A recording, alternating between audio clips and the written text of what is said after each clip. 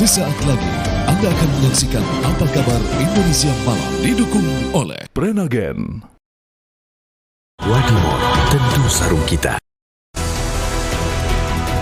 Debat Cawapres untuk kali kedua telah digelar pada Minggu malam kemarin.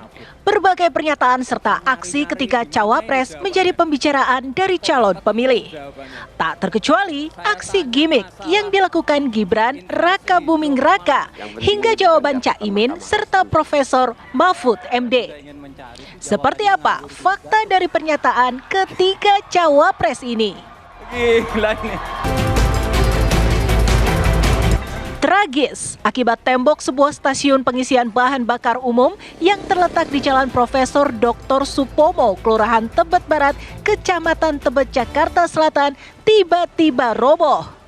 3 orang tewas karena tertimpa tembok. Apa penyebabnya?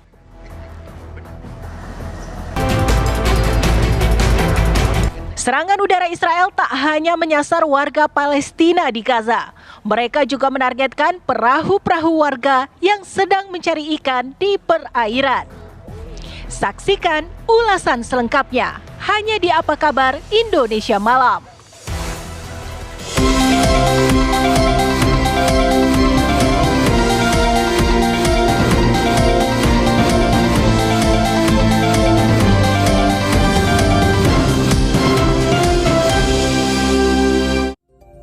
Selamat malam, Mas.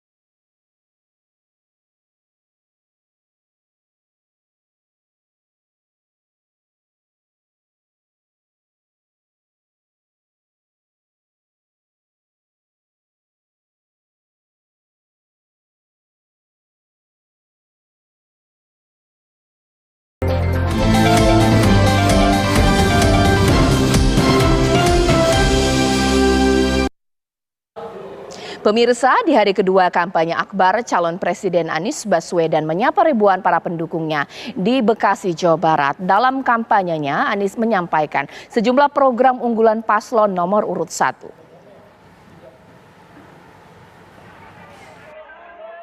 Calon Presiden nomor urut 1 Anies Baswedan menghadiri kampanye akbar di lapangan Stadion Cikarang, Kabupaten Bekasi, Jawa Barat.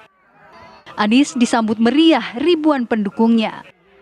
Dalam kegiatan kampanye akbar ini, Anies memaparkan program kerja jika terpilih menjadi presiden, mulai dari harga kebutuhan pokok yang murah, lapangan pekerjaan yang mudah, hingga biaya sekolah yang murah.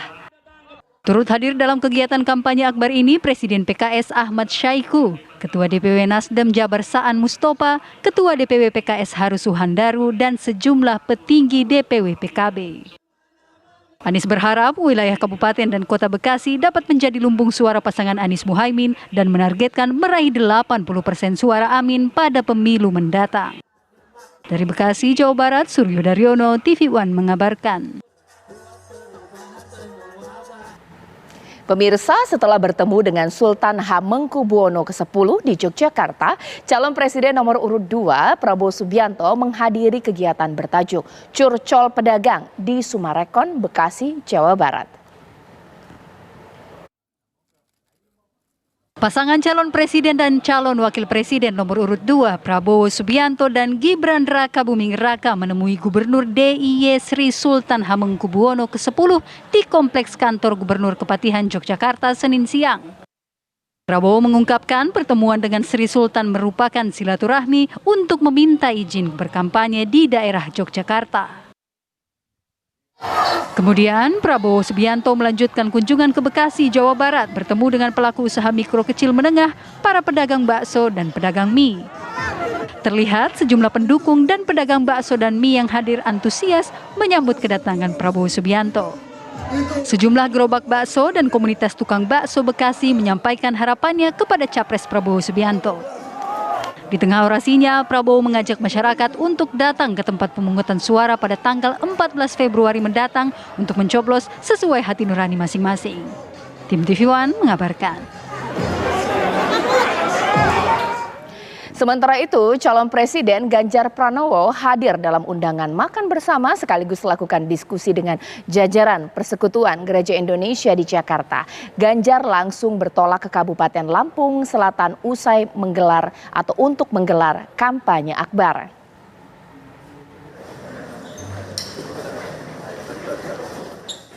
Capres nomor urut 3 Ganjar Pranowo menyambangi Graha Oikumene untuk bertemu dengan Ketua Persekutuan Gereja Indonesia PGI dan para pengurus PGI. Sejumlah elit tim pemenangan nasional pun turut hadir di PGI, diantaranya Yeni Wahid dan Haritanu Sudibjo. Hadirnya Capres Ganjar Pranowo di GPI juga sekaligus menghadiri undangan makan bersama dan melakukan forum diskusi bersama dengan para jajaran PGI. Ganjar pun menekankan pentingnya peran tokoh agama atau masyarakat dalam mengawal jalannya kontestasi Pilpres 2024.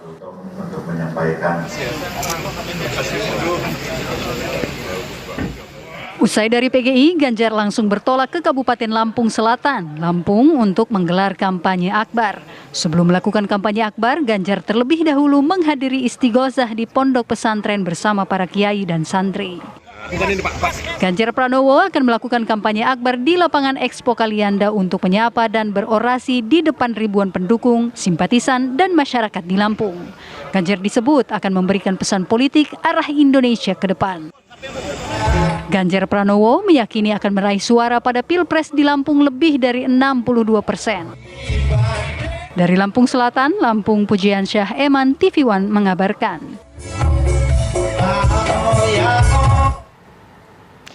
Ya pemirsa, kita ke informasi selanjutnya di mana usai debat cawapres tadi malam ada momen yang terekam kamera di mana ketiga cawapres saling menghampiri dan bersalaman serta berpelukan. Ya, debat keempat Pilpres 2024 mengangkat tema terkait pembangunan berkelanjutan, sumber daya alam, lingkungan hidup, energi, pangan, agraria, masyarakat adat, dan desa telah usai digelar. Suasana debat yang tadinya berlangsung sengit dan panas langsung mencair. Ketiganya tampak akrab bersalaman dan berpelukan di penutupan acara debat keempat Pilpres 2024. Ketiga cawapres saling menghampiri dan bersalaman, bahkan juga berpelukan. Salah satu momen saat Gibran menunduk dan sungkem kepada Caimin dan mencium tangan Mahfud MD. Baik, kami juga mengundang Ketua, anggota dan Sekjen KPU RI untuk mendampingi ketiga pasangan calon di atas panggung untuk menyanyikan lagu. Lalu pemirsa, seperti apa ya ramainya media sosial pasca debat cawapres yang digelar oleh KPU di JCC semalam? Ya usai debat media sosial X di mana Muhaimin Iskandar, Gibran Rakabuming Raka, dan Mahfud MD langsung ramai diserbu warganet yang mengomentari cuitan ataupun postingan dari cawapres jagoan mereka. Cawapres nomor urut 1, Caimin mengutip kembali pernyataan lawan debatnya, Gibran yang menyebut masalah zaman now butuh solusi zaman now, lalu mentek akunnya sendiri bernama Caimin Now. Di cuitan selanjutnya, Caimin menuliskan kata Videotron yang berbeda adalah Cawapres nomor urut 2, Gibran dengan santai mentweet keinginannya makan seblak. Sedangkan di media sosial Instagram mengunggah gambar Gibran mengenakan jaket biru berlambang Naruto sambil memegang buah pisang. Di caption tertulislah mumpung lagi iklan, asupan gizi dulu ya. Sementara itu Cawapres nomor urut 3 Mahfud MD semalam mengenakan baju dengan syal bertuliskan satset tastes selesai. Sepertinya masih belum move on dari debat dengan menyoroti soal debat semalam.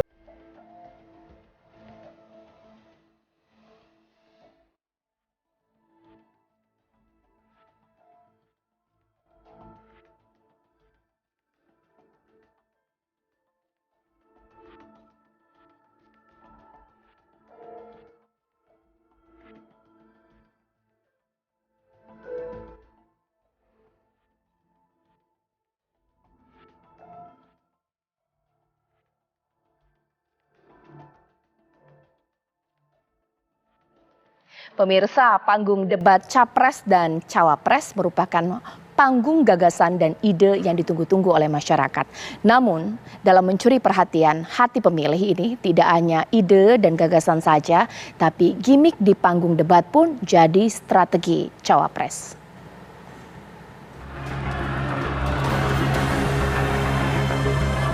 Debat calon wakil presiden yang digelar Komisi Pemilihan Umum semalam banyak mempertontonkan gimmick dari para calon wakil presiden. Debat yang bertemakan tentang pembangunan dan sumber daya alam itu menjadi gaduh setelah beberapa kali calon wakil presiden nomor urut 2 Gibran Rakabuming Raka mengeluarkan pertanyaan dengan istilah asing kepada cawapres nomor urut 1 Muhaimin Iskandar.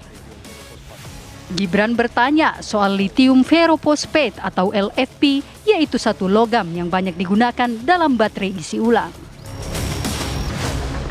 Baik, terima kasih Gus Muhaimin. Paslon nomor 1 dan tim suksesnya sering menggaungkan LFP, lithium ferrophosphate. Saya nggak tahu ini pasangan nomor 1 ini anti nikel atau gimana? Mohon dijelaskan. Masih ada waktu, Pak Gibran, apakah akan digunakan? Akan saya gunakan apabila pertanyaannya belum jelas. Bagaimana Gus? Cukup? Saya jelaskan juga nggak apa-apa. Singkatan dan terminologi mohon dijelaskan. LFP, lithium ferrophosphate. Tadi sudah saya bilang kan, lithium ferrophosphate. Itu sering digaungkan Pak Tom Lembong itu. Lithium ferrophosphate. Baik. Untuk menjawab, Bapak, 2 menit. Calon presiden nomor urut 1 pun tersulut melihat reaksi Gibran Rakabuming Raka dengan menekankan debat cawapres bukan perdebatan tebak-tebakan singkatan maupun tebak istilah. Debat cawapres adalah mengadu argumentasi tentang kebijakan pemerintah yang lebih baik dan tepat sasaran untuk tema yang sedang digali oleh pelaksana, yaitu KPU. Terima kasih. Tenang Pak Gibran. Semua ada etikanya. Termasuk kita diskusi di sini bukan tebak-tebakan definisi, tebak-tebakan singkatan. Kita levelnya adalah policy dan kebijakan. Prinsipnya sederhana. Semua kembali kepada etika Pak Gibran. Etika, sekali lagi etika. Etika itu adalah etika lingkungan. Nomor urut 2 Bapak Gibran Raka. Meski sudah diingatkan, cawapres nomor urut 2 kembali mengulangi apa yang sudah diingatkan penyelenggara soal istilah. Calon wakil presiden nomor urut 3 pun mendapat pertanyaan dengan istilah asing dari Gibran Rakabuming Raka terkait dengan greenflation. Meskipun Mahfud MD berupaya menjawab pertanyaan dengan baik, cawapres nomor urut 2 seperti mencari-cari jawaban Mahfud MD yang menurutnya tidak tepat. Beliau kan seorang. Bagaimana cara mengatasi greenflation? Terima kasih. Masih ada waktu, Bapak Gibran. Aturan istilah. Kami sampaikan kembali terminologi atau singkatan, mohon untuk dijelaskan. Enggak, tunggu. Silakan dilanjutkan. Masih ada waktu. Ini tadi tidak saya jelaskan karena kan beliau kan seorang profesor.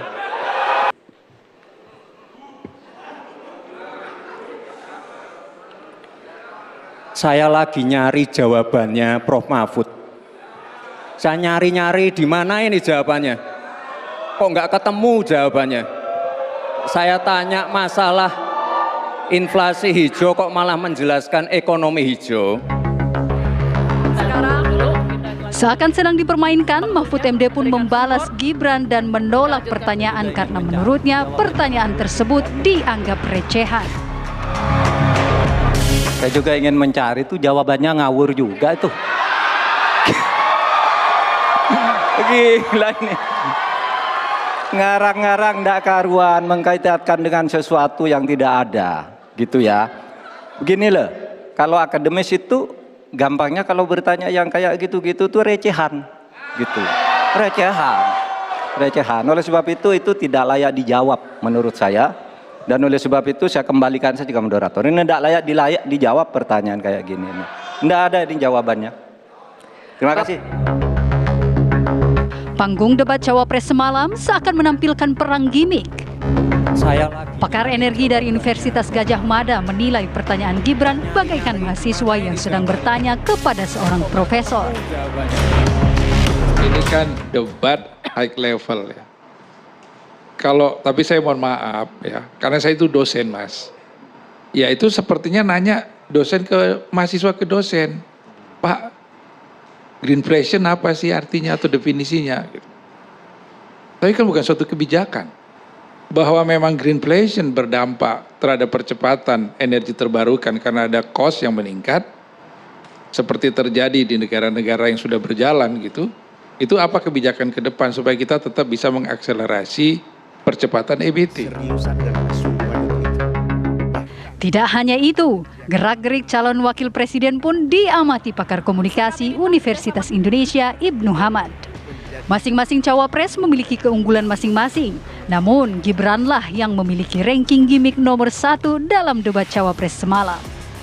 Saya lagi nyari jawab. Semuanya seluruh tanah air, dari cara berdebat, figur Muhaimin, figur Mahfud, figur Gibran, itu menunjukkan siapa dirinya kepada kita. Silakan pilih menurut pilihan masing-masing. Tadi saya sudah katakan, kalau dari segi pembukaan saya memberi urut Gibran. Tapi kalau dalam gaya gimmick ya Gibran, Muhaimin, Mahfud. Atau saya ulang, dalam gaya gimmick Gibran, Mahfud, Muhaimin. Dalam gaya gimmick ya. Tapi dalam dalam interaksi saya kira ketiganya sejajar sekarang. Tidak ada lagi yang lebih tinggi yang lain. Karena Pak Mahfud digodain oleh Pak Gibran mau kok gitu. Dan untuk menentukan pemimpin masa depan. Tim TV One mengabarkan. Kita akan menyanyikan lagu Selain masalah singkatan, yang juga menuai sorotan adalah momen ketika Gibran pun menyentil Caimin soal menjawab dengan membaca catatan. Baik, terima kasih. Enak banget ya Gus ya, jawabnya sambil baca catatan tadi. Kuncinya di sini adalah ekstensifikasi dan intensifikasi lahan. Kemarin, tahun lalu kita sudah bangun pabrik pupuk di Fak-Fak. Kuncinya untuk meningkatkan produktivitas, ya kita harus genjot kawasan industri pupuk. Kita dekatkan pupuknya dengan lahan-lahan pertaniannya. Kuncinya pupuk, dan pupuk harus didekatkan dengan lahan-lahan pertanian. Otomatis produktivitas akan meningkat. Dan jangan lupa mekanisasi. Kita ingin meningkatkan produktivitas para petani. Pakai RMU, pakai combine harvester, dan juga kita melibatkan generasi muda melalui smart farming. Pakai IoT untuk melihat pH tanah, keasaman tanah, kesuburan tanah, dan juga penggunaan drone untuk penyemprotan pestisida. Terima kasih. Baik, terima kasih. Terima kasih. Saya catat sedikit. Yang penting ini bukan catatan Mahkamah Konstitusi. Hadirin sekalian yang... Nah gitu dong Gus, jangan terlalu tegang kayak waktu debat Cawapres pertama kemarin. Intinya di sini adalah bagaimana kita bisa menumbuhkan rasa sense of belonging. Ya pemirsa, di antara momen-momen tadi itu juga nanti akan saya bahas di Apa Kabar Indonesia Malam, mulai dari istilah singkatan yang lagi-lagi jadi jurus andalan Gibran. Bahkan juga serangan balik dari 01 dan juga 03 dengan pertanyaan singkat tersebut, bahkan ada yang tidak mau menjawab. Selain itu juga nanti akan saya bahas mengenai sindiran-sindiran lainnya, mulai dari sindiran Gibran kepada pasangan calon nomor urut 1 dan juga 3, bahkan juga sindiran kembali yang dilontarkan oleh masing-masing cawapres pemirsa. Itu yang akan saya bahas sesaat lagi pemirsa, tapi sebelumnya marilah kita simak kumandang azan maghrib untuk wilayah DKI Jakarta dan sekitarnya berikut ini. Ya, sebelum saya berdialog dengan narasumber saya di Apa Kabar Indonesia Malam, pasti Anda tahu bahwa istilah-istilah singkatan masih menjadi jurus dalam debat Cawapres, tentunya dilontarkan oleh Gibran Rakebuming Raka. Ada istilah juga yang ditanyakan kepada Caimin, yakni lithium ferrofosfat. Baik, terima kasih. Gus Muhaimin. Paslon nomor 1 dan tim suksesnya sering menggaungkan LFP, lithium ferrofosfat. Saya nggak tahu ini pasangan nomor 1 ini anti nikel atau gimana? Mohon dijelaskan. Masih ada waktu, Pak Gibran, apakah akan digunakan? Akan saya gunakan apabila pertanyaannya belum jelas. Bagaimana Gus? Cukup? Saya jelaskan juga nggak apa-apa. Singkatan dan terminologi mohon dijelaskan. LFP, lithium ferrofosfat. Tadi sudah saya bilang kan, lithium ferrofosfat. Itu sering digaungkan Pak Tom Lembong itu. Lithium ferrofosfat. Baik. Masih ada waktu untuk menjelaskan atau cukup? Cukup? Baik. Terima kasih. Tenang Pak Gibran. Semua ada etikanya. Termasuk kita diskusi di sini bukan tebak-tebakan definisi, tebak-tebakan singkatan. Kita levelnya adalah policy dan kebijakan. Prinsipnya sederhana. Semua kembali kepada etika Pak Gibran. Etika, sekali lagi etika. Etika itu adalah etika lingkungan. Apapun yang menjadi kebijakan kita menyangkut produksi, pengambilan tambang sumber daya alam, juga apapun yang kita gunakan seluruh potensi bangsa ini, rujukannya adalah etika lingkungan. Komitmen kita intinya adalah keseimbangan antara meletakkan manusia dan alam. Keseimbangan ini tidak bisa ditawar-tawar. Agar pembangunan kita berkelanjutan, agar melibatkan semua pihak yang ada.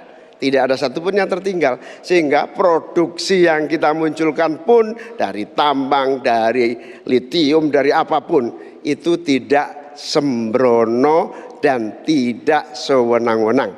Bahkan yang lebih parah lagi, tidak mempertimbangkan lingkungan dan keberlanjutan masa depan. Sekali lagi, intinya bukan hanya etika lingkungan, tetapi etika bahwa forum ini adalah forum policy yang berharga. Jangan-jangan kalau kita tebak-tebakan definisi di sini, saya ragu kita ini levelnya SD, SMP, atau jangan-jangan ijazah kita palsu semua di sini.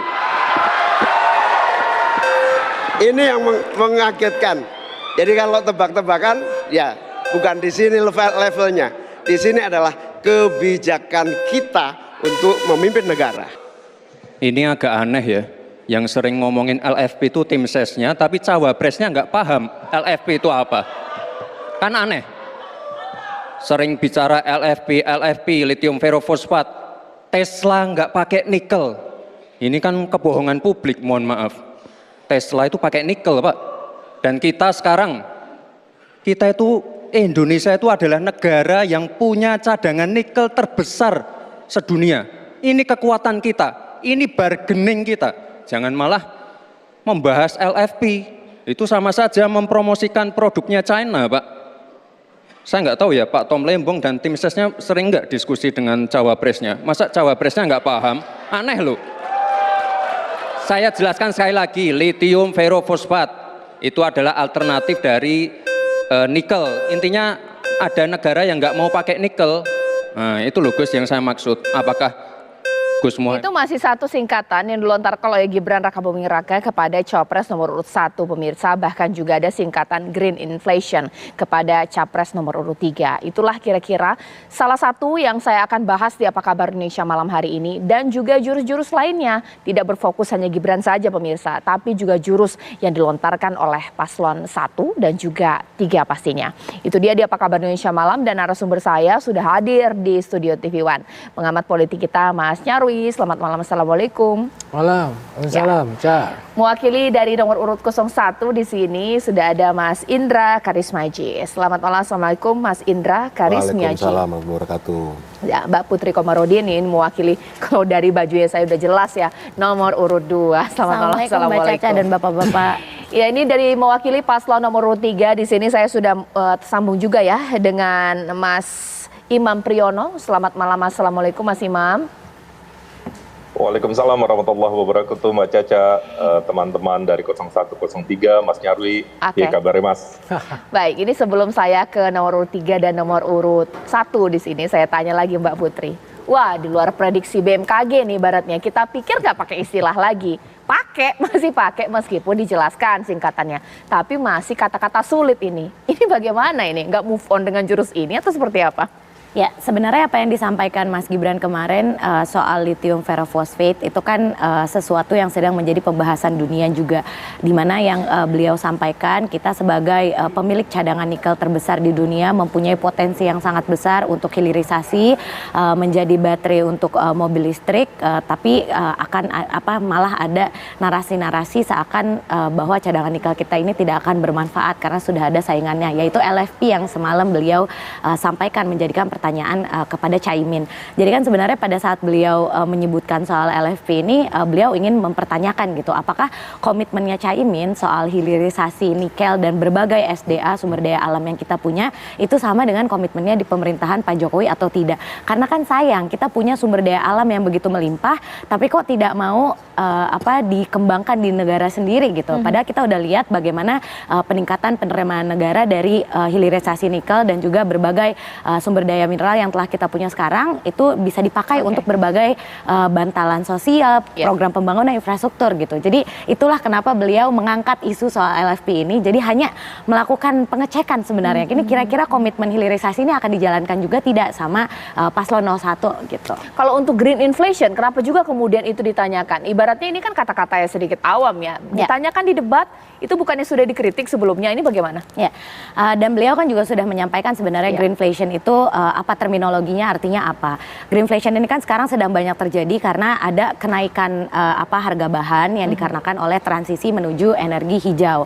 Dan ini sebuah topik yang sekarang sedang diperdebatkan oleh akademisi dan juga berbagai pakar di dunia karena proses menuju transisi energi hijau itu kan tidak mudah. Makanya beliau menyebutkan semalam rompi kuning kan, ada aksi demo rompi kuning yang terjadi di Prancis yang dikarenakan karena kenaikan harga bahan bakar diesel karena pajaknya itu nanti akan digunakan untuk pengembangan energi baru terbarukan. Jadi ini isu yang sangat relevan sebenarnya dengan debat kemarin. Ini dari jawaban ini sebenarnya Mbak Putri menjelaskan bahwa pertanyaan kata-kata sulit yang dilontarkan oleh Gibran sebenarnya kontekstual, isu kekinian sesuai dengan tema debat. Mas Indra seperti apa? Kontekstual, jadi mungkin kalau paslon 1 nggak bisa jawab, mungkin kurang dalam risetnya itu seperti apa? Gini, sepertinya Pak Gibran ini nggak paham yang dimaksud dengan debat itu seperti apa. Yang dia paham mungkin konsepnya cerdas cermat nih, kayak zaman saya SD dulu. Jadi mungkin beliau mewakili milenial jompo. Ya kan? Jadi yang taunya cerdas cermat gitu. Padahal debat itu bicara tentang pro dan kontra. Jadi misalnya kita berdebat, kalau paslon 02 katakanlah mau IKN, 01 tidak mau IKN, kita mau bangun 40 kota, itu perdebatannya di sana. Jadi bukan nanya ini artinya apa, jelasin, enggak. Ya kan? Kita bicara 02 mau food estate, kita menolak food estate, kita maunya kontrak farming. Itu perdebatan ide namanya. Nah ini sepertinya Pak Gibran ini nggak paham yang dimaksud debat itu seperti apa. Entah memang kemampuannya hanya sampai sana di level tebak-tebakan, ya kan? Memang ya kita tahu kan pengalaman beliau belum banyak, ya kan? Memang harusnya semua itu dipupuk dulu, semua itu ada waktunya, ya kan? Harus matang pohon dulu kan gitu. Jangan semua serba diperam. Nah itu yang kita bisa lihat faktanya seperti itu. Jadi ya menyedihkan sekali yang harusnya level di atas itu bicara kebijakan, bicara tentang pro dan kontra. Oke, ditanggapi dulu Mbak Putri. Jadi menyenangkan milenial jompo ini bagaimana istilah singkatan tadi? Ya justru kan tadi saya sudah sampaikan di awal ya. Beliau menanyakan soal LFP ini kan kita ingin tahu komitmennya 01 apakah nanti akan menghilangkan hilirisasi nikel atau tidak. Itu kan konsep besar gitu. Jadi bukan tebak-tebakan yang tadi disampaikan oleh Mas Iqbal. Terus beliau juga menyampaikan Mas Indra ya. Dan beliau tadi Mas Gibran Gibran juga menyampaikan kan tidak benar bahwa apa yang disampaikan Pak Tom misalnya waktu itu pada forum tertentu kalau Tesla itu tidak pakai lagi nikel. Memang sekarang Tesla sudah pakai LFP hanya 30% dan itu datanya bisa dilihat di berbagai media gitu. Sementara 70%-nya masih ada dari berbagai bahan termasuk juga nikel. Jadi ini kan edukasi publik juga gitu dan ini harapannya bahwa dengan sumber daya alam yang kita punya tadi kita juga mau tanyakan dan ternyata begitu ditanyakan komitmen soal LFP ini saya juga belum dengar tadi dari Mas Indra, justru pengen dengar juga nih kira-kira bakal dilanjutin nggak Mas Indra? Baik. Nanti pertanyaannya keliru. Oke. Kenapa? Pertanyaannya keliru. Jadi kalau misalnya bicara itu adalah tentang apa planning Paslon 01 terhadap tambang-tambang nikel di Indonesia. Mengingat Paslon 01 mengatakan kalau negara lain produsen mobil listrik sudah memikirkan alternatif dari nikel. Kan itu kan problem kita bersama. Nah disitulah berdebat, bukan nanya LFP itu apa. Nggak begitu, jadi pertanyaannya udah keliru. Gitu loh, jadi tadi kemampuannya masih di level cerdas cermat. Oke, baik. Nanti sesaat lagi saya akan tanya kepada Mas Imam, karena ibaratnya sampai disebut-sebut ya, level profesor harusnya tahu menjawab mengenai green inflation yang dianggap Gibran kurang puas dengan jawaban dari cawapres nomor urut 3. Mas Imam nanti akan menanggapi, apakah juga membantah bahwa ini level cerdas cermat? Sesaat lagi. Selain lithium ferrofosfat, ditanya juga soal greenflation atau green inflation kepada cawapres nomor urut 03 di sini. Langsung saja saya tanyakan kepada Mas Imam. Mas Imam lagi-lagi agak kurang maksimal untuk dijawab istilah kata-kata sulit. Kiranya dihindari, tapi ternyata masih jadi jurus ini. Ditanggapi dong. Pertama, alhamdulillah publik rasanya puas dengan penampilan Prof. Mahfud. Banyak tokoh komunikasi juga secara substansi Prof. Mahfud paling unggul kemarin. Dan ini semacam mengkonfirmasi pengabdian panjang Pak Mahfud MD di pemerintahan lebih dari 20 tahun. Pernah di legislatif, yudikatif, eksekutif. Itu sangat kami syukuri Prof. Mahfud melampaui ekspektasi kami. Tenang, bisa menghadapi godaan-godaan dari Mas Gibran yang sesungguhnya tidak layak, tidak pantas ditaruh pada forum debat sebesar cawapres dan calon presiden.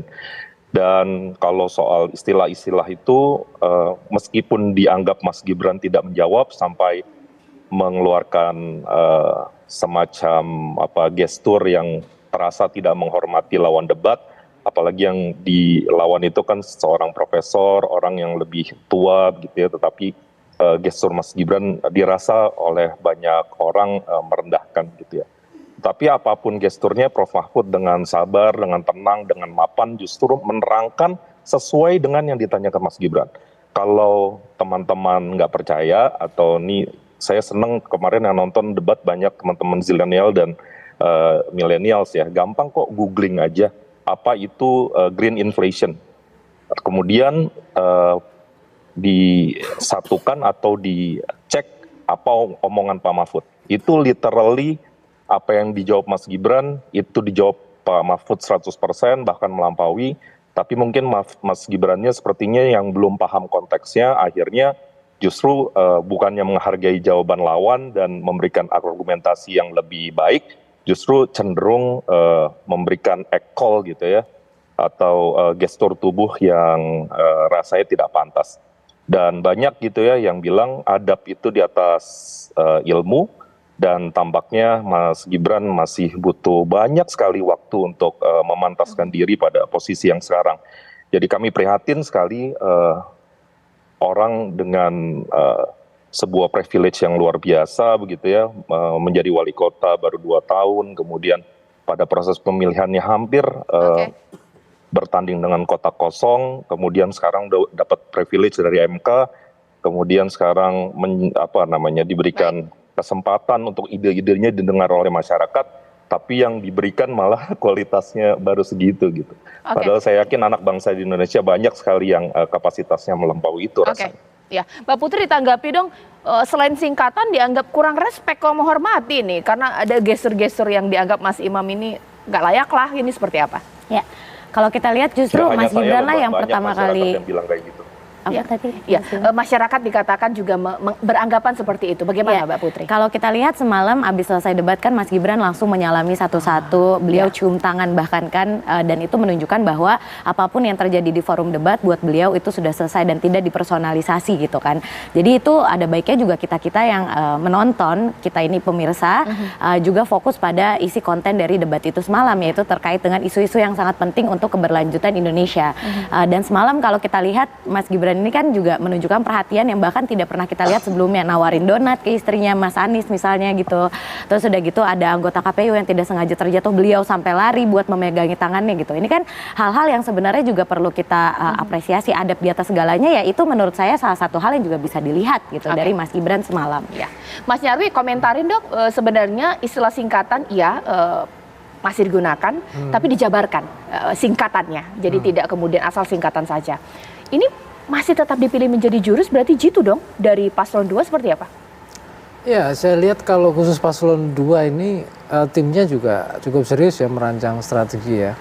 Karena debat itu kan panjang ya, 6 segmen. Dan untuk menarik perhatian audiens dengan tema yang kompleks dan sebanyak itu, saya kira itu persoalan yang tidak mudah. Ya, apalagi misalnya di tiap segmen jenisnya beda-beda, termasuk 3 segmen terakhir ada interaksi itu.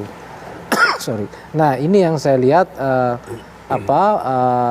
cawapres nomor 2 dan juga timnya untuk yang debat semalam menurut saya relatif berhasil. Kenapa? Bahkan termasuk paling berhasil dalam konteks begini. Kalau kita bicara, kita nggak ngomong substansi ya, nggak ngomong konteks besarnya, tetapi saya ngomong dari aspek performa komunikasinya. Debat yang bagus itu kan debat yang buper ya, membuat perhatian sama baper, membawa perasaan. Kenapa? Karena kira-kira begini, topik yang berat itu kan tidak semua orang mau memperhatikan atau peduli. Jadi apalagi isu tema pilpres ya, dari pembangunan berkelanjutan, energi, agraria, masyarakat adat dan seterusnya yang kompleks banyak itu. Nah itu kan harus disampaikan dengan cara yang bisa menarik perhatian. Nah memang banyak kelemahan tentu saja saya lihat. Kenapa? Karena menjelaskan hal yang makro, normatif, policy itu sampai ke mencari istilah yang tepat, gimmick, bahkan sampai cara membuat pertanyaan yang baik misalnya, itu akan menjadi perdebatan orang itu sendiri. Tetapi paling tidak menggunakan cara-cara dan strategi mencari perhatian itu penting. Termasuk juga sesama, karena ini berdebat kan satu sama lain kan, dengan lawan debat juga tentunya. Nah, ada 2 lawan debat juga pasti akan tadi mencari perhatian gitu, dan bahkan bisa memancing perasaan kan gitu. Nah, tadi pertanyaannya apakah karena debat itu pasti bias penilaiannya, apakah misalnya ini merasa termancing apa tidak, merasa rugi apa tidak, merasa ini yang lebih unggul apa tidak. Nah, saya tidak ngomong pada aspek substansinya, tetapi saya lihat ada kecenderungan-kecenderungan seperti itu, Cak. Jadi kalau kita lihat tentu saja ada ekspektasi yang berbeda tiap pemilih ya. Dari misalnya generasi Z, ya, generasi milenial, generasi di atas, itu juga punya standar yang beda-beda. Ya, kalau misalnya etika misalnya, mungkin bisa jadi contoh tadi, mungkin Gibran gitu dari sisi argumen dianggap oke lah, make sense gitu ya. Contoh begitu. Walaupun ada yang mengkritik, itu tidak make sense beberapa hal misalnya. Tetapi dari sisi cara menyampaikan dianggap kurang sopan. Nah, itu juga, tapi ada juga generasi yang lain atau mungkin pemilih dari budaya lain menganggap itu nggak masalah kok, biasa aja. Kita dalam debat itu juga biasa gitu. Nah, kalau sama persis ya, misalnya kalau di masyarakat barat misalnya, orang di forum debat akademik itu profesor sama nggak profesor biasa saja. Tapi di Indonesia itu juga berbeda kan gitu. Nah, ini contoh budaya gitu. Nah, ini yang kemudian memunculkan kontroversi-kontroversi, termasuk tadi pasca debat menghasilkan debat. Nah, ini juga sama-sama berhasil nih tiga-tiganya kalau ini. Paling nggak akan dibicarakan banyak orang kan. Baik, selain memang istilah kata-kata yang tidak awam ya didengar di pendengaran kita pemirsa yang dilontarkan oleh paslon nomor 2, tapi ternyata debat semalam ini juga ada jurus serangan balik juga dari paslon 1 dan juga paslon 3 pemirsa, soal bahwa tidak perlu dijawab, ini ngawur, bahkan juga ini diskusi bukan main tebak-tebakan. Nanti ditanggapi usai jeda berikut sesaat lagi. Bagaimana cara mengatasi greenflation? Terima kasih. Masih ada waktu, Bapak Gibran. Aturan, istilah kami sampaikan kembali terminologi atau singkatan, mohon untuk dijelaskan. Enggak, tunggu. Silakan dilanjutkan. Masih ada waktu. Ini tadi tidak saya jelaskan karena kan beliau kan seorang profesor.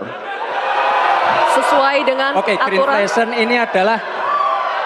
greenflation adalah inflasi hijau. Sesimpel itu. Saya juga ingin mencari itu jawabannya ngawur juga itu. Gila ini. Ngarang-ngarang ndak karuan mengkaitkan dengan sesuatu yang tidak ada, gitu ya. Begini loh, kalau akademis itu gampangnya kalau bertanya yang kayak gitu-gitu tuh recehan, gitu. Recehan. Oleh sebab itu tidak layak dijawab menurut saya. Dan oleh sebab itu saya kembalikan saja ke moderator. Ini tidak layak dijawab pertanyaan kayak gini. Tidak ada ini jawabannya. Terima kasih. Cukup buat Pak Mahfud? Masih ada waktu Bapak? Saya kembalikan. Cukup ya? Baik. Saya kembalikan. Tidak ada gunanya menjawab. Ya. Baik. Bapak Ibu demi. Kalau kita nggak baper pemirsa menyaksikan debat semalam, memang menghibur sih debat itu ya pemirsa ya. Langsung saja saya tanyakan kepada Mas Imam. Mas Imam, tampaknya ini ada jurusan serangan balasan juga ya dari 03 ya atas pertanyaan singkatan tadi. Bahkan kemudian di-copy ini gimmick untuk mencari-cari jawaban ini. Ini memang bagian dari strategi atau bagaimana? Kali ya, Pak Gibran, saya menghormati Anda sebagai calon wakil presiden. Gitu ya. Tetapi karena Mas Gibran bisanya bermain dengan cara yang demikian, ya mau nggak mau Prof. Mahfud berusaha senatural mungkin untuk menyampaikan jawaban sesuai dengan kerecehan yang disampaikan Mas Gibran kepada Prof. Mahfud begitu. Karena Prof. Mahfud berusaha menjawab, tetapi Mas Gibran menganggap tidak ada jawabannya. Justru mengaitkan dengan hal-hal lain, ya dianggap Prof. Mahfud ya memang ini bukan buat berdebat, ini hanya buat gimmick saja. Sehingga tampaknya Mas Gibran menikmati banyak gimmick semalam, membuat banyak act out, banyak ya hal-hal yang seperti tadi disampaikan ya, ngambil donat dan seterusnya ya. Dan tampaknya itu mungkin yang paling dipersiapkan, jadi ya silahkan saja. Kami sih bersyukur dengan apa yang terjadi semalam, Prof. Mahfud bisa menjelaskan banyak hal. Di satu sisi saya sih bersyukurnya begini, satu poin lagi ya. Di public speaking itu konten seringkali punya punya dampak minor terhadap pemirsanya. Tetapi gesture, bahasa tubuh itu yang akan tertinggal. Jadi saya justru prihatin ya, saya khawatir justru ini akan menggerus kepercayaan publik kepada Mas Gibran. Oke, sekarang saya ke Mas Indra. Alih-alih menjawab pertanyaan soal tadi lithium ferrofosfat diberikan serangan balik juga. Ini level SD, SMP atau bagaimana? Bukan tebak-tebakan. Ini bagian dari strategi mengantisipasi singkatan? Jangan-jangan ijazah kita palsu semua gitu kan? Ya itulah gayanya Cak Imin yang kembali menjadi tukang selepet. Jadi cara beliau menjawab. Jadi kemarin di debat yang kedua nggak keluar nih gaya-gaya jenakanya Cak Imin yang nyelepet-nyelepet, syukur alhamdulillah tadi malam keluar gitu. Jadi itu memang cara beliau dikatakan enak ya punya catatan, jawab yang penting bukan catatan dari MK. Itu cara beliau, jadi dengan cara yang jenaka tapi nyelepet kan gitu. Yang saya takut itu sebetulnya ini hari apa ya? Senin. Besok Selasa, besok ada acara nangis-nangis di medsos nggak? Ini yang saya takut. Karena waktu yang debat ketiga tiba-tiba dua hari setelah debat ada gerakan nangis bersama. Gitu. Kalau kalah kan, ini kalau kita lihat dari drone emprit, kan sentimen negatif paling besar itu adalah 02. Yang sentimen positif paling besar adalah 01.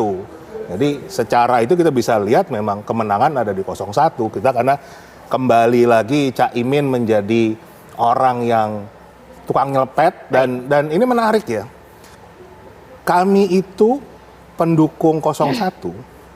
Kalau memang paslon kami performanya buruk, itu nggak berusaha kami tutup-tutupi, kami mengatakan wah ini hoax itu kejam ini enggak.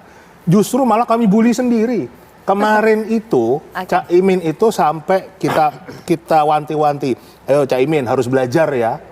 Kalau nanti performanya jelek, mau kita culik, kita bawa ke Rengas Dengklok, baru nanti keluar pas coblosan tanggal 14. Jadi biar Mas Anies aja yang ngomong. Oke. Jadi sampai begitu tuh. Nah, sekarang saya ke Mbak Putri. Tampaknya kalau debat yang kemarin, yang pertama cawapres itu tidak ada serangan balasan ya. Ini tapi ternyata mereka punya strategi, malah diserang balik ini Gibran seperti apa?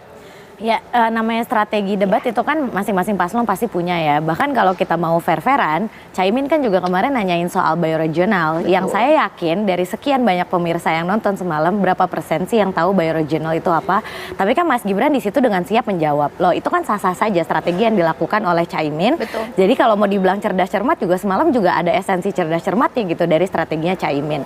Terus kalau misalnya dibalas dengan gestur-gestur tertentu oleh 01 dan 03, ya menurut saya itu adalah bagian dari political show yang kita lihat semalam di debat gitu. Karena topik yang begitu berat ini yang ditonton dari semua elemen masyarakat, mungkin yang dari pendidikan tinggi sampai dengan pendidikan yang hanya SD, itu kan perlu dimengerti juga. Makanya saya sangat mengapresiasi gitu semalam ada pembahasan-pembahasan tentang masyarakat adat yang lebih spesifik gitu. Misalnya penciptaan lapangan kerja, Mas Gibran sempat menyinggung soal 5 juta lapangan pekerjaan yang akan muncul karena transisi energi ini misalnya. Dan ini menjawab pertanyaan dari anak-anak muda yang nanti akan merasakan dampak paling besar dari semua kebijakan yang ada di pemerintah pada hari ini ya, generasi saya sama generasinya Mas Gibran gitu. Makanya di akhir Mas Gibran menyampaikan terima kasih Pak Prabowo udah jadi satu-satunya orang yang memberikan kita kesempatan untuk tidak hanya menjadi segmentasi pemilih tapi jadi subjek politik juga gitu. Mas Nyarwi, jawaban balasan dari paslon 1 dan juga 3 ini menandakan bahwa masing-masing punya strategi menyerang kah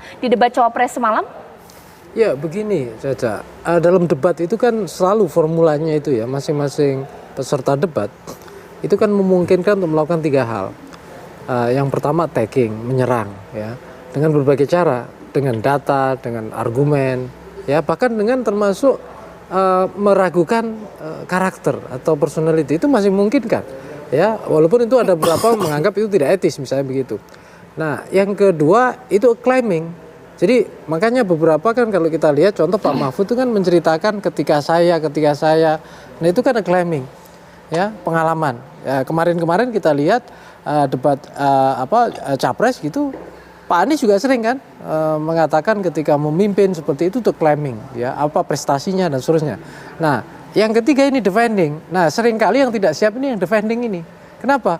Karena kalau attacking itu kan orang punya banyak cara dan prediksi ya. Wah, kira-kira kalau saya munculkan istilah ini atau data ini, sana juga nggak lengkap pemahamannya, kira-kira gitu. Tapi defendingnya ini yang agak susah.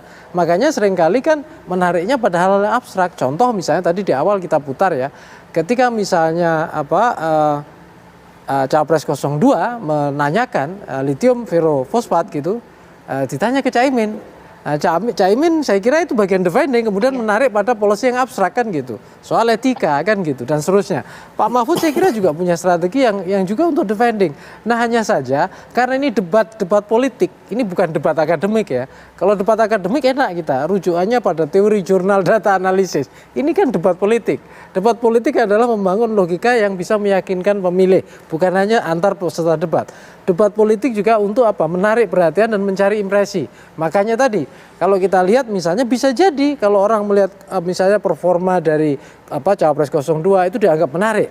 Tapi belum tentu juga di mata orang yang melihat pada aspek misalnya soal sopan santun itu bisa menjadi poin positif. Itu contoh, makanya itu bisa jadi kalau kita lihat data tadi kan diceritakan data medsos ya, ada yang positif, ada yang negatif. Itu bisa kita lihat tuh, yang positif komentari apa, yang negatif masuk apa kan gitu. Nah di situ yang saya kira debat itu menjadi perdebatan yang terbuka terus gitu loh. Itu kira-kira aja. Oke, iya. Sesaat lagi pemirsa, kita tahu bahwa ini merupakan debat terakhir untuk Cawapres. Sekiranya ini bagaimana performa dari mereka ini sudah bisa berhasil tidak memukau hati masyarakat untuk membuat mereka terpilih menjadi Cawapres, menjadi wakil presiden pemirsa. Atau jangan-jangan gara-gara performa Cawapres, masyarakat jadi malah tidak mau milih lagi. Sesaat lagi ya di Apa Kabar Indonesia Malam. Sekarang saya mau ke masing-masing nih, mungkin ke Mas Indra terlebih dahulu dari Paslon 01 ya. Kira-kira bagaimana performa Caimin ini kan debat terakhir ya untuk Cawapres ya. Sudah maksimum tidak? Karena tidak ada yang bisa dirubah lagi dari debat yang semalam, harus bisa menyumbang suara dari performa Caimin. Seperti apa? Hasilnya sih luar biasa ya. Pertama adalah hubungan antara para pendukung dengan Cawapres. Itu nggak ada jarak. Jadi tadi saya ceritakan, ada pendukung kami itu bicara ke Pak Anies di live TikTok, Abah ingetin Caimin suruh belajar, kalau perlu HP-nya diumpetin. Jadi hubungan kami itu seperti itu, dan juga ada yang anak-anak K-pop tuh bilang, pokoknya kalau Caimin bagus debatnya nanti dibikinin videotron juga kayak Pak Anies.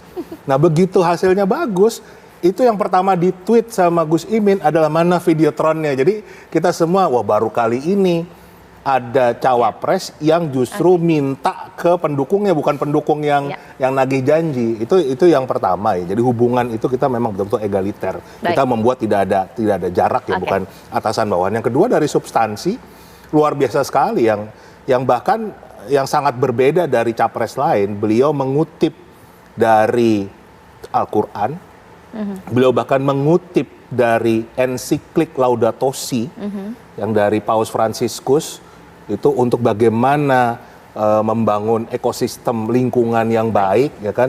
Beliau mengutip dari Kiai Hasyim Asy'ari, pendiri NU. Jadi semua dihubungkan antara teknokratik dengan, jadi Pancasila banget kan, dengan agama dan semua dirangkul. Itu luar biasa hasilnya, dan kami sangat yakin. Mbak Putri seperti apa? Ya, kalau saya rasa semalam Mas Gibran sudah menjawab seluruh pertanyaan yang selalu dilontarkan, misalnya terkait dengan komitmen keberlanjutan dan bagaimana kita bisa menyeimbangkan antara pertumbuhan ekonomi yang ditargetkan oleh Pak Prabowo dan Mas Gibran 6-7% dengan bagaimana kita bisa menata lingkungan hidup kita gitu. Dan beliau kan juga seringkali menyampaikan bahwa negara sebesar kita dengan sumber daya yang begitu melimpah itu perlu dikelola dengan lebih baik lagi supaya kita tidak lagi bergantung pada negara-negara lain untuk impor pangan misalnya, atau impor hal-hal lain yang bahkan sekarang jarum dan peniti aja kita masih impor gitu. Jadi kan ini sesuatu yang bisa menambah harapan bagi anak-anak muda kalau kita punya kesempatan yang sangat besar di negara sendiri, kalau memang misalnya infrastruktur dan juga tata kelola dan juga peraturannya itu telah disiapkan dengan baik. Dan tadi malam Mas Gibran dengan sangat baik menyampaikan hal itu. Jadi kalau kita lihat di beberapa survei sebelum debat, indikator politik misalnya menyampaikan bahwa surveinya Pak Prabowo dan Mas Gibran ini sudah hampir 50%, 48%. Jadi di periode kedua Januari ini kita justru bisa lihat gitu bagaimana ide-ide besar yang semalam disampaikan itu dampaknya mungkin akan lebih positif lagi terhadap sentimen publik kepada Pak Prabowo dan Mas Gibran. Terakhir di sini Mas Imam, seperti apa ini?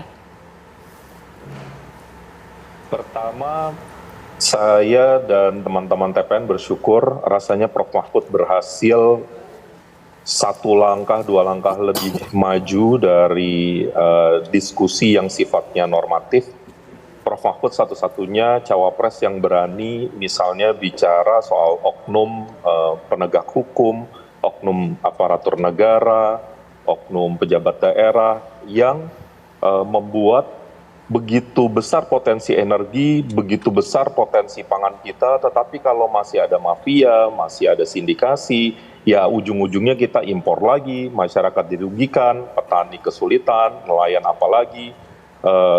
Di semua sektor itu ada masalah hukum dan Prof. Mahfud berani berkomitmen untuk menuntaskan soal ini.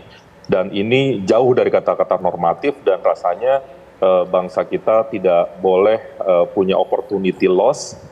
Ini waktu yang tepat untuk memberikan amanah kepada orang sekaliber Prof. Mahfud yang pernah menjabat di Trias Politika, tetapi integritasnya masih layak dipuji hingga kini. Jadi itu yang kami syukuri, semoga ini bisa menggerakkan hati para pemilih yang nantinya akan menetapkan pilihan di 14 Februari 2024. Terima kasih Mas Imam. Mas Nyarwi, semuanya kan di sini positif semua ya dengan performa masing-masing cawapres. Tapi apakah debat semalam benar-benar membuat masyarakat tambah yakin atau jadi tambah bingung nih? Yang jelas jawabannya bukan itu, Cak. Tambah baper ya. Paling enggak, ya betul. Siapa cawapresnya? Iya, cawapresnya biasa karena jadi politisi ya. Tapi masyarakat saya kira kalau kita lihat dari segi medsos itu paling enggak ya, perhatiannya makin tambah ya. Komentar baik bela yang ini itu muncul. Tapi itu ada positifnya juga, asal enggak kemudian saling bully gitu. Tapi justru membuat dia penasaran, pengen tahu, engagement naik, interaksi muncul. Dan yang paling penting partisipasinya kan gitu nantinya untuk pemilu kan gitu ke TPS. Nah, satu lagi Cak, sebenarnya debat ini juga saya kira menjadi eskalasi ini kan makin naik ya. Ini yang keempat. Nah nanti ada satu lagi kan yang di ujung kan, yang kelima. Dan kalau lihat beberapa data survei yang masih kontroversial, ada yang bilang mendekati 1 putaran, ada yang bilang masih jauh juga kan gitu. Bahkan ada yang bilang ketiga-tiganya 1 putaran juga kan gitu. Makanya debat ini walaupun di banyak data survei mengatakan ya kurang lebih hanya sekitar 10% dari undecided voter ya, atau mungkin juga punya impact ke 20% swing voter. Tetapi debat ini juga menentu karena kalau kita lihat angkanya mepet-mepet. Maka saya kira ini bukan hanya para capres-cawapres, termasuk tadi misalnya cawapresnya disentilin ya, itu. Tetapi juga saya kira juga para juru bicara yang mungkin meyakinkan di situ pentingnya untuk kemudian partisipasi lebih bagus. Ya, ini analisis dari Mas Nyarwi mungkin menjadi warning buat kita. Janganlah baper-baper pemirsa. Debat sudah usai, tinggal Anda ini nanti akan menyaksikan debat berikutnya, debat terakhir performa dari calon presiden pemirsa. Terima kasih Mbak Putri, Mas Indra, Mas Imam, Mas Nyarwi. Mudah-mudahan jadi tambah yakin ya dengan performa debat semalam pemirsa. Sesaat lagi saya akan kembali dengan informasi mengenai tembok roboh di kawasan Tebet yang membuat 3 orang meninggal dunia. Usai jeda berikut. Kembali lagi di Apa Kabar Indonesia Malam pemirsa. Kesal karena honornya belum dibayar, seorang emak-emak mengamuk di Puskesmas Kecamatan Lohia, Kabupaten Muna, Sulawesi Tenggara.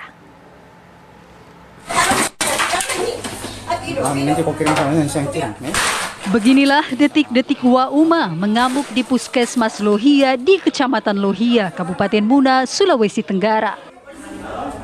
Dalam video yang sudah menyebar di media sosial ini, wanita yang bekerja sebagai petugas kebersihan di puskesmas ini terlihat emosi sambil merusak tempat sampah yang berada di teras puskesmas dengan cara dibanting hingga pecah berkeping-keping.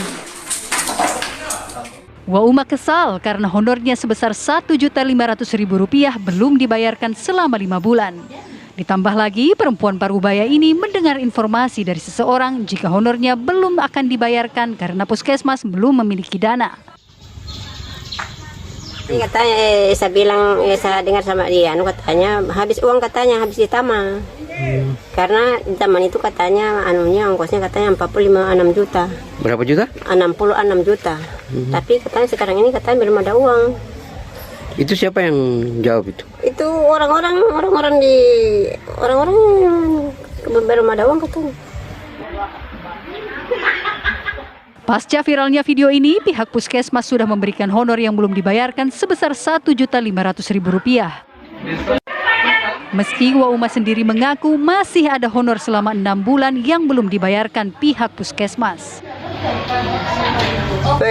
Pertama 6 bulan juga, tapi dicicil berapa bulan itu? Belum selesai sekarang nih. Oh, ini yang kedua kalinya? Yang kedua kali belum, yang pertamanya belum selesai. Namun di sisi lain, pihak puskesmas juga melaporkan oknum yang menyebarkan video hingga viral. Pihak kepolisian berencana akan memanggil Wauma dan kepala puskesmas untuk mencari tahu siapa oknum yang menyebarkan video tersebut. Dari Kabupaten Muna, Sulawesi Tenggara, Jamil Azali, TV One mengabarkan. Pemirsa, kecelakaan melibatkan motor patroli pengawal di Ciamis, Jawa Barat mengakibatkan 2 orang kritis. Kedua korban yakni Suam dan Amiruddin, warga Sindang Sari, dievakuasi ke Puskesmas Banjarsari akibat luka yang dialaminya. Menurut saksi mata, kecelakaan ini terjadi ketika sepeda motor yang dikendarai kedua korban hendak menyeberang. Di waktu yang sama, dari arah berlawanan melaju sepeda motor yang bertugas mengawal rombongan konvoi moge hingga akhirnya terjadi tabrakan. Lantaran mengalami luka parah dan koma, kedua korban langsung dirujuk ke RSUD Bajar. Sementara itu Polsek Banjarsari yang menangani kecelakaan langsung mengamankan pengemudi termasuk 2 motor yang terlibat kecelakaan. Pas saya goreng, ya tiba-tiba ada jebret gitu. Ya tahu-tahu udah kepar gitu. Yang motor patwal itu tadi dari arah mana sih? Yang patwal dari arah mana tadi? Patrol katanya kalau yang langsung lihat itu dari arah Pangandaran. Oh, dari arah Pangandaran. Iya. Itu dengan apa tabrakan yang tadi? Udah tahu motor apa yang gejala itu. Ada berapa orang tadi yang dari motor yang itu, yang moge itu 1 kayaknya. Yang pakai yang mengendarai. Yang itu berboncengan. Ya pemirsa, 3 orang tewas dan 1 terluka dalam peristiwa tembok roboh di wilayah Tebet pemirsa, di mana tembok tersebut pun menimpa sebuah warung. Peristiwa terjadi di sebuah stasiun pengisian bahan bakar umum terletak di Jalan Profesor Dr. Supomo, Tebet, Jakarta Selatan pada Minggu siang kemarin. Tembok setinggi 2 meter dan panjang 50 meter roboh ke sisi kanan SPBU dan menimpa warung yang berada di Tebet Barat. Yang naas dalam peristiwa ini, korban merupakan satu keluarga yang sedang duduk di dalam warung menjadi korban dari peristiwa tembok roboh ini. Dari keterangan sejumlah warga, tembok SPBU sendiri sedari lama sudah retak dan saat kejadian terhempas angin kencang.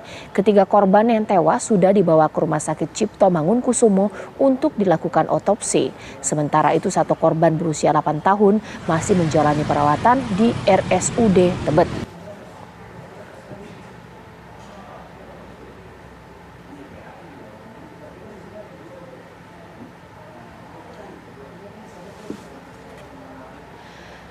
Untuk mengetahui peristiwa terkini, langsung saja saya akan tanyakan kepada rekan kami Rizka Sarelsabila yang siap mengabarkan dari sana. Silakan Rizka.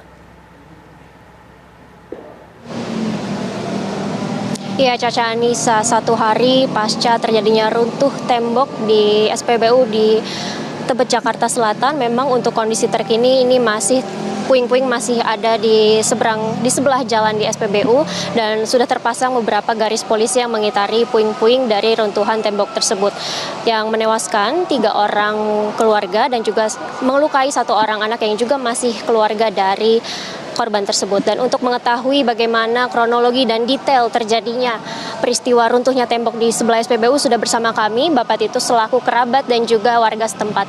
Baik Pak Titus, untuk kronologi dari runtuhnya tembok yang terjadi siang hari kemarin ini seperti apa Pak? Kejadiannya itu sekitar jam 12, angin besar, ya tiba-tiba rubuh. Jadi lokasi itu kejadiannya pas di tembok TKP itu berjalan ke depan. Untuk korban sendiri Pak, pada saat kejadian tersebut sedang apa dan posisinya lagi di mana Pak? Mereka itu bertiga. Bapaknya lagi duduk-duduk, ibunya tiduran. Nah, yang satu lagi itu Dewi yang meninggal juga, sedang main HP dengan anaknya. Kebetulan anaknya ini selamat ya Pak ya. Dari posisi sendiri Pak, bagaimana anaknya bisa selamat Pak? Anaknya itu masih selamat, langsung dibawa ke RSUD yang terdekat. Pak, kalau kita lihat memang dari struktur bangunan temboknya sendiri memang terlihat tua Pak. Memangnya ini tembok sudah berdiri sejak kapan dan apakah sebelum atau sesudah SPBU ini berdiri Pak? Kalau yang saya tahu itu temboknya sudah ada ya. Jadi sebelum PBU ini udah ada, temboknya udah ada. Belum diganti sampai sekarang, belum diperbarui lah. Kalau dilihat juga memang ini strukturnya kurang kuat ya Pak ya. Bagian atasnya itu seperti apa Pak? Kalau bisa dijelaskan? Itu temboknya itu batako. Nah itu ada tambahan itu 1 meter batu bata. Jadi rubuh lah. Baik Pak. Untuk keseharian dari korbannya sendiri Pak, ini pekerjaannya seperti apa atau kesehariannya bisa dijelaskan Pak? Kalau ibunya itu emang dari awal yang saya kenal itu tukang gado-gado. Udah banyak langganannya. Nah bapaknya ini warung rokok, kopi gitu loh. Pak, untuk sejauh ini apakah sudah ada pertanggungjawaban dari pihak SPBU Pak mengenai runtuhnya tembok di wilayahnya tersebut? Yang saya tahu itu PBSU-nya sudah bertanggung jawab, sudah berkoordinasi dengan RT, dengan keluarganya, jadi ini masih berlangsung. Baik, terima kasih banyak Pak Titus atas waktunya. Terima kasih. Ya, itu tadi pemirsa, memang untuk peristiwa runtuhnya tembok yang ada di SPBU di wilayah Tebet, Jakarta Selatan ini masih dalam peninjauan polisi dan nantinya juga akan ada olah TKP yang akan dilakukan oleh Polres Metro Jakarta Selatan. Sementara demikian, Caca, kembali ke Anda di studio. Terima kasih Putri Sofia mengabarkan langsung dari Tebet, Jakarta Selatan. Kita ke informasi selanjutnya pemirsa, di mana diduga mengantuk sebuah minibus terjun ke parit di Jalan Baru Cilaja, Kabupaten Kuningan, Jawa Barat. Mobil minibus berplat nomor E1823 masuk ke parit sedalam 3 meter di Kabupaten Kuningan, Jawa Barat. Peristiwa ini terjadi pada Senin pagi tadi. Pengemudi minibus yang diketahui bernama Mirna diduga kehilangan konsentrasi akibat mengantuk. Akibatnya mobil berwarna hitam oleng menabrak pembatas jalan dan langsung terjun ke parit. Petugas Lakalantas Polres Kuningan datang ke lokasi langsung melakukan olah TKP.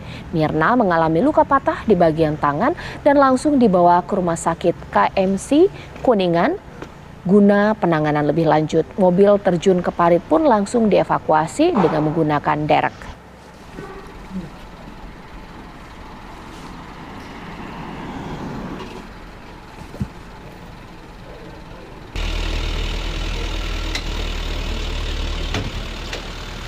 Pemirsa, 6 orang korban kecelakaan bus yang terjun dari jalan tol Pemalang Batang masih menjalani perawatan di rumah sakit di wilayah Pemalang, sementara sang sopir dirujuk ke RSUD Kudus. Ya, sebanyak 6 penumpang bus New Santika yang menjalani perawatan di rumah sakit di wilayah Kabupaten Pemalang diketahui mengalami luka patah tangan atau juga fraktur. Meski demikian, ke-6 korban dalam keadaan sadar dan stabil.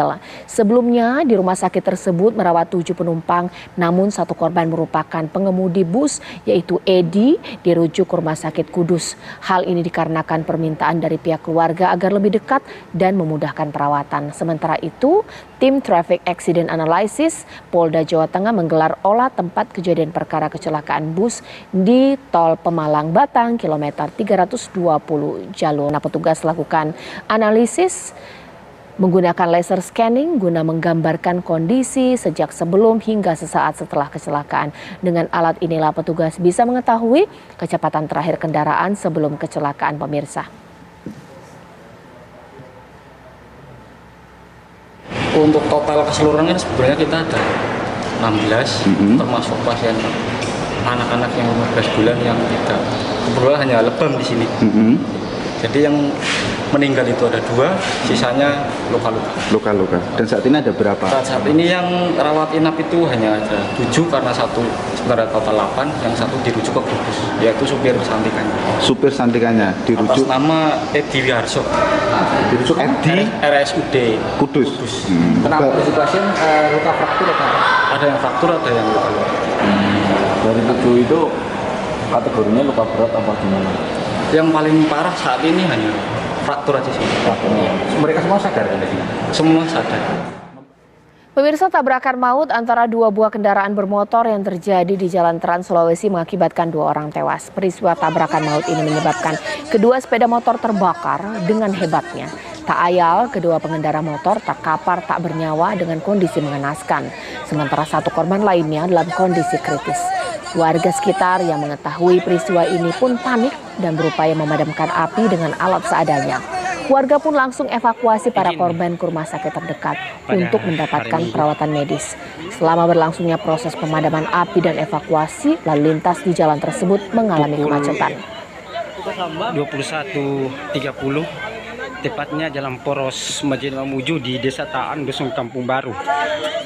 Telah terjadi kecelakaan. Pemirsa, sejumlah informasi lainnya masih akan kami kabarkan sesaat lagi. Tetaplah di Apa Kabar Indonesia Malam. Kembali lagi di Apa Kabar Indonesia Malam, aparat kepolisian Polrestabes Makassar meringkus pelaku penjambretan terhadap seorang dokter. Detik-detik aksi penjambretan terhadap seorang dokter terjadi, pemirsa, di Jalan Rapocini Raya Makassar dan terekam kamera CCTV. Tim Jatandras Polrestabes Makassar bergerak cepat meringkus pelaku penjambretan tersebut yang ternyata bernama Rustam di salah satu rumah keluarganya. Pelaku yang merupakan residivis kasus serupa diringkus tanpa perlawanan. Polisi pun amankan motor dan sisa uang hasil kejahatannya.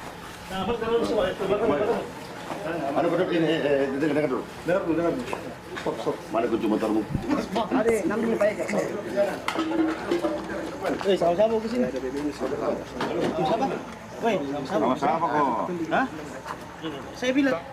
Pemirsa, seorang karyawan apotek menggelapkan uang tempatnya bekerja di Kabupaten Sidrap, Sulawesi Selatan. Pencurian yang dilakukan pelaku pun tersebar di media sosial. Video amatir memperlihatkan pemilik apotek sedang menggeledah karyawannya yang diduga telah membongkar isi tas miliknya. Karyawan apotek mengaku telah menggelapkan uang mulai dari 300.000 hingga 2 juta rupiah setiap harinya. Untuk mempertanggungjawabkan perbuatannya, pelaku mengganti uang kerugian yang ternyata mencapai 360 juta rupiah.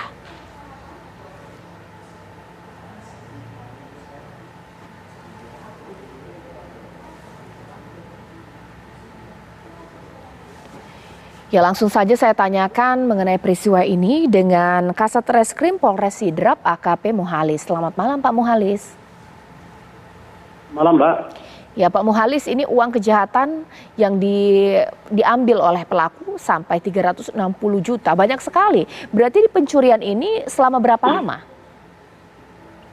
Untuk kejadian ini sesuai dari hasil keterangan diambil dari pemilik toko. Jumlah uang sebanyak 360 juta ini nominalnya 500.000 per hari Mbak, selama 2 tahun. Selama 2 tahun. Kok bisa sampai tidak ketahuan itu bagaimana nih ceritanya? Yang bersangkutan ini adalah karyawan yang sangat dipercaya dan sebagai kasir di tempat itu Mbak. Oke. Di tempat apotek tersebut tidak ada CCTV ya berarti?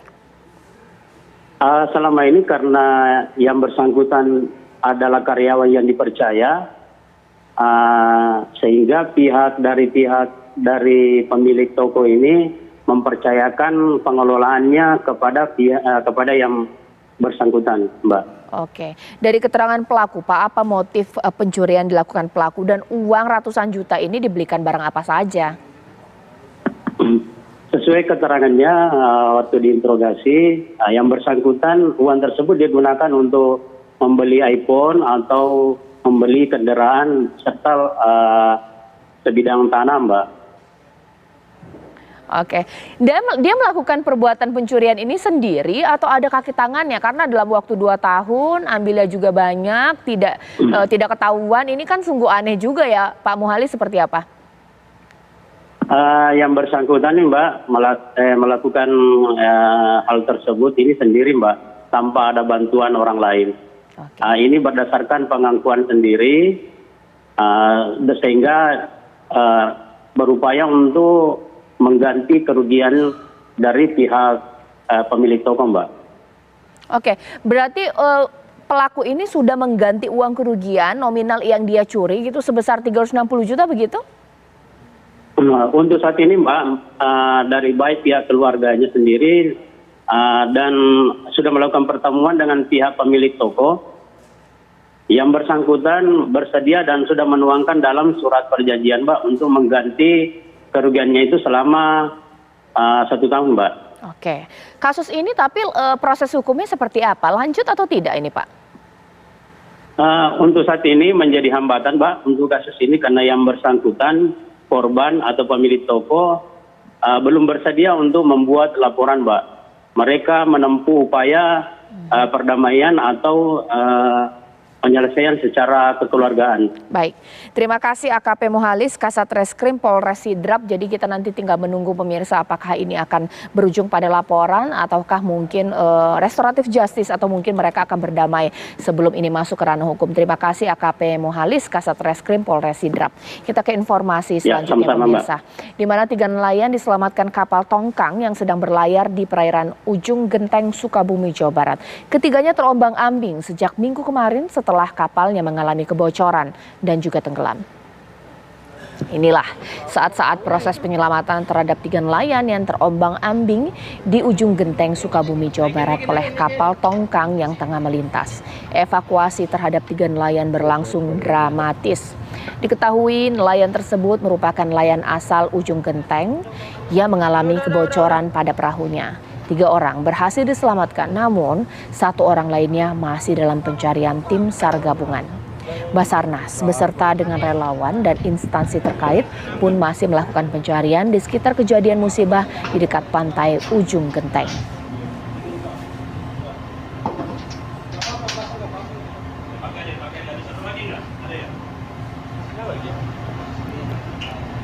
Kita ke informasi selanjutnya, banjir yang melanda Kabupaten Barito Utara, Kalimantan Tengah semakin meluas. Pemerintah daerah menetapkan status tanggap darurat banjir. Ya, banjir setinggi 20 cm hingga 2 meter masih merendam sejumlah wilayah di Barito Utara, Kalimantan Tengah, dengan salah satunya di Kelurahan Melayu, Kecamatan Teweh Tengah, di mana dari data Badan Penanggulangan Bencana Daerah Barito Utara sedikitnya 41.000 jiwa dengan 12.000 kepala keluarga dan 8.000 rumah terdampak banjir di 3 kecamatan, di mana pemerintah Kabupaten Barito mulai Jumat kemarin menetapkan status tanggap darurat banjir hingga 14 hari ke depan.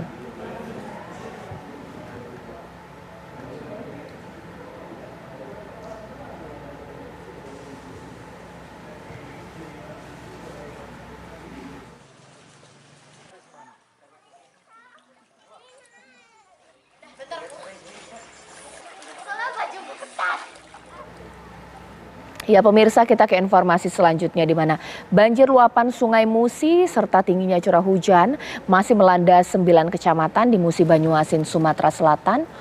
Warga korban banjir terus mengungsi akibat debit air yang terus naik. Warga korban banjir masih mengungsi di tempat yang lebih aman meskipun sudah diimbau masih saja warga memilih bertahan di rumahnya.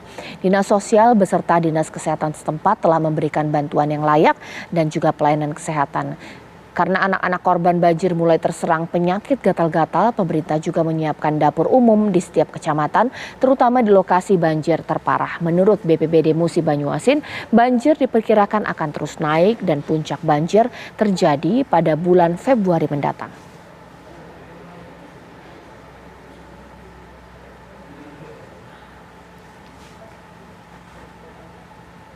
Ya, informasi tadi sekaligus menutup Apa Kabar Indonesia Malam untuk hari ini. Sesaat lagi Anda dapat menyaksikan Fakta bersama Tiara Harahap dengan tema Murahnya Nyawa di Tangan Carok. Saya Cica Anissa, selamat malam.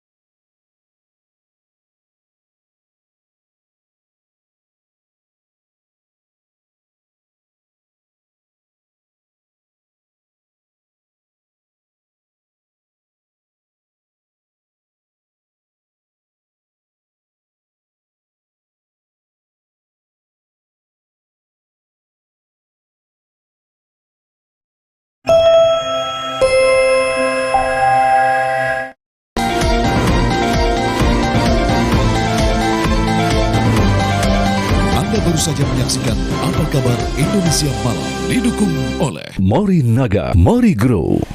Wadimor, tentu sarung kita.